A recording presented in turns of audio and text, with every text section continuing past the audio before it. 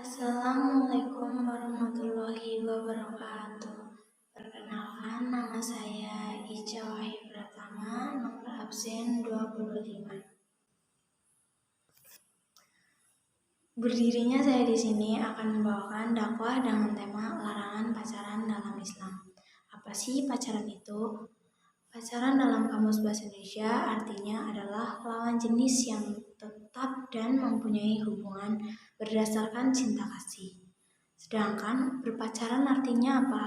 Artinya percintaan atau berkasih-kasihan atau lebih gampangnya menjalin hubungan cinta dengan lawan jenis sebelum menikah yang biasanya dilakukan hanya berduaan. Seperti yang kita ketahui, pacaran telah menjadi hal yang dianggap lumrah terjadi di saat ini. Bahkan gairah hidup bisa menjadi sirna jika tidak punya pacar. Hal ini merupakan pendapat yang salah karena terlalu banyak hal di dalam pacaran yang bisa membawa kita pada kehancuran. Berikut dampak-dampak dari pacaran. 1. Prestasi akan menurun.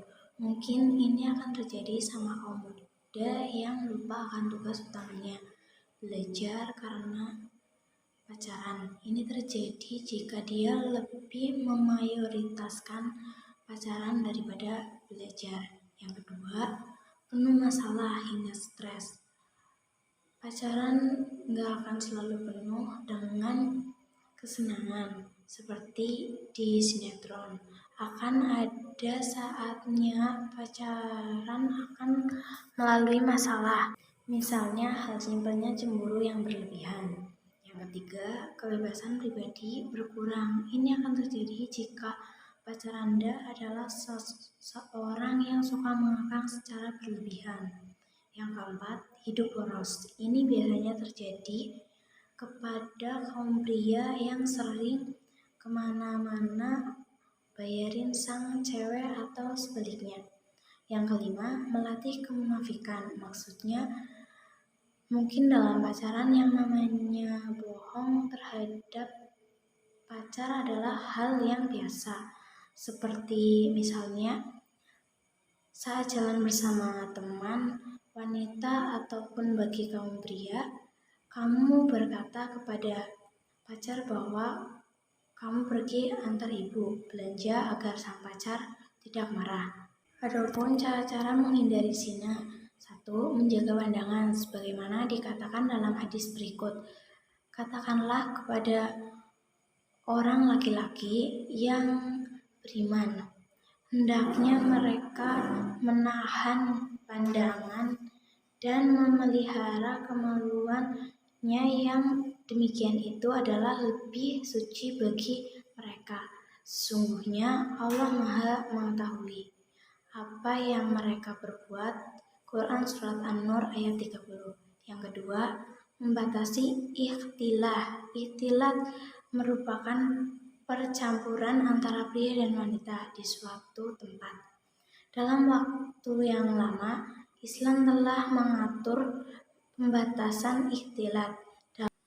Syariat Islam sangat melarang budaya tersebut, sebagaimana Rasulullah SAW bersabda, tidak boleh antara laki-laki dan wanita berduaan kecuali disertai oleh muhrimnya. Dan untuk seorang wanita tidak boleh berpergian kecuali ditemani oleh muhrimnya. Hadis riwayat Muslim.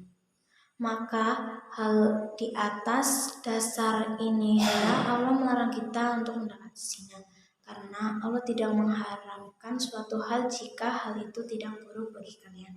Sebagaimana sabda Allah Subhanahu wa taala dalam surat Al-Isra ayat 32 yang artinya, dan janganlah kamu mendekati zina. Sesungguhnya zina adalah suatu perbuatan yang dan suatu jalan yang buruk. Quran Surat Al-Isra ayat 32. Sekian yang dapat saya sampaikan. Maaf apabila ada kekurangan dan kesalahan. Akhirul kalam. Wabillahi taufiq wal hidayah. Wassalamualaikum warahmatullahi wabarakatuh.